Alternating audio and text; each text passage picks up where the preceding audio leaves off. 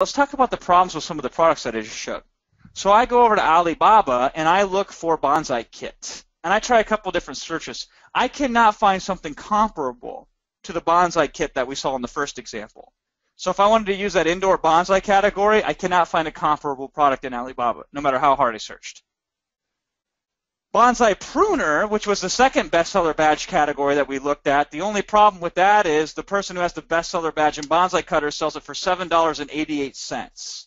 And most of the stuff you see on Alibaba goes for $3 a unit or $5 a unit or has minimum order quantities in the thousands. So your typical comparative bonsai pruner, we're going to make less than $1 profit per sale. So that's not going to work, is it? No, of course not. And then I finally found one that looks good. So if we wanted to steal the bonsai training wire, we can get this from anywhere from 5 to 30 cents a roll with a minimum of 100 rolls, and that looks fantastic, but what's the problem with this product? If we were going to pick a bonsai wire cutter or a bonsai training wire to get a bestseller badge in, we say, here's the #1 best-selling bonsai training wire, we're going to have a better bonsai training wire. What's the problem with the situation? And it has nothing to do with the product, because people are saying packaging, people are saying color. That's not the problem. The problem here is, look at the bestseller rank. Hint, hint. There's not a lot of demand here. So unfortunately, we found a product that we could get started, that we could sell for 11, 12, 13, 14, 15 bucks. That would cost us about $1 a unit. I like that math. But unfortunately, on Amazon, there's not a lot of demand, even if you have a bestseller badge for bonsai training wire. Okay? Everybody with me so far? Because I'm taking you on a journey here. So the good news is we're now hunting bestseller badges, but if we're thinking too specific, bonsai training wire, therefore I'll get a bonsai training wire, bonsai cutter, therefore I'll get a bonsai cutter, I don't know. Now, it is a potential approach. Pick exact product based on subcategory with the goal of getting a bestseller badge. I have found products that match perfectly with the subcategory, but not usually. This is how I usually find it. So let's take a look at this bestseller, and it's a Bluetooth speaker. I love Bluetooth speakers, so I have my favorite example to use. And it's a bestseller in what category specifically? Coaxial car speaker. Now, is that a coaxial car speaker?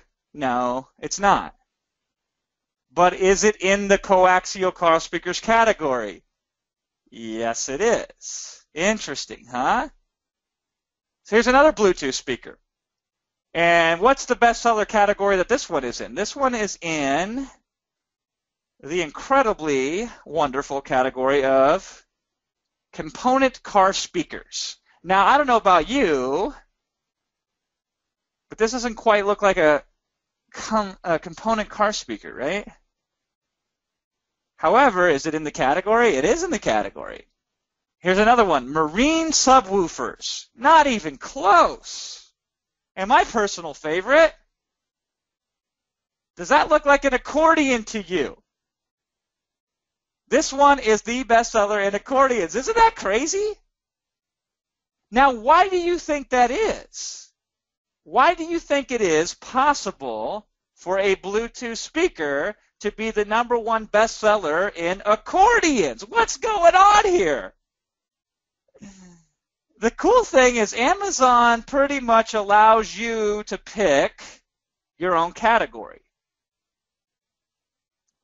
With rare exception, Amazon doesn't seem to care too much, most often, on what category you pick for your bestseller badge. Now, I personally don't recommend you pick accordion, because any advantage you get with a bestseller is going to be lost if the product is so unsimilar to the category that it's in. Like, I don't want to sell baby food and get a #1 bestseller badge in poisonous materials, right? So you got to be careful. We can stray from it, but let's not stray too far, because then we'll lose a lot of the value that the bestseller badge has in the first place.